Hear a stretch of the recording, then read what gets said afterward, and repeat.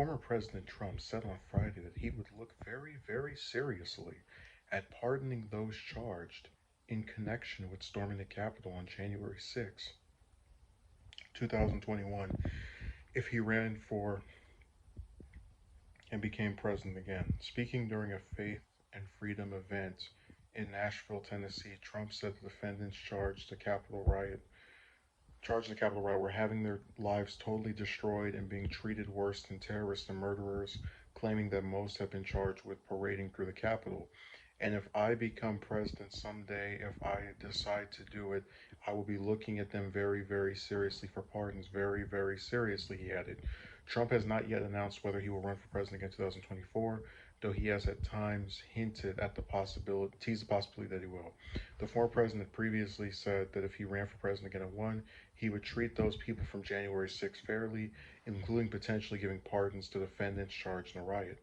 One of his close allies, Senator Lindsey Graham, signaled after Trump made those earlier comments that he thought the idea of offering pardons to Capitol riot defendants was inappropriate, leading the former president to call the South Carolina Republican a rhino, or Republican in name only. By the way, the Graham-Trump relationship really deserves a whole timeline breakdown video of it, because you had a guy who despised Trump when they ran against each other and then made this big deal about supporting whoever was running against Trump, which included him trying to align himself with Cruz.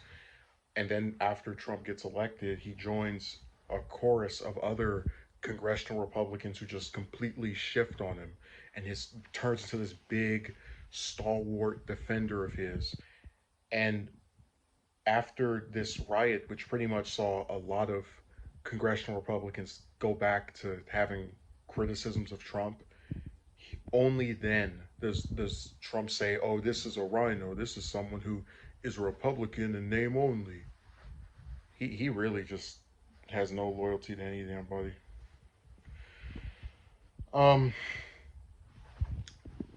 this story, it sort of reminds me of something. So there's this thing in politics where a lot of cynical people will say that someone who will award their friends is basically what everyone is. They look for ways to award those who help them out or that they think are on their side. This is why sometimes people will give a person they knew before they became president or before they were elected to an office some high profile position, to kind of like, you scratch my back, I scratch your back.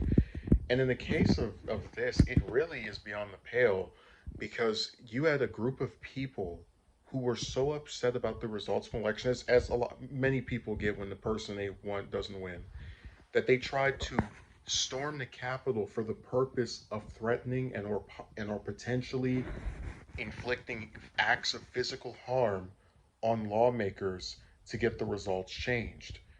Um, People who participated in that do not deserve pardons. They knew exactly what they were doing, knew exactly what they were affiliated with, and the only reason that conflict wasn't even more deadly and bloody was because a lot of those people that they tried to go after were being kept safe and protected. But it was just a really sickening act to know that a majority of members of our government weren't under threat because some foreign country invaded. They were under threat because a bunch of Americans convinced themselves that if we can't get the results we want, we don't engage in debate or try to get things done in some democratic manner. Let's just attack people who are elected that we think can change if we give them enough, you know, physical violence, threatening incentive. It's so I really don't understand what Trump's logic here is, other than, I guess, basically signaling to his fringe cult group that, oh yeah, if I win another term, you'll be rewarded for acting insane and basically turning into domestic terrorists. I mean, if some, and he tried to say, oh, they're being treated worse than et cetera, et cetera. If some person from another country came with a group of people that were also from another country and tried to do what they did that day, that's exactly what they would be called, domestic terrorists. But for some reason, when Americans do screw up things to each other, we don't really care that much.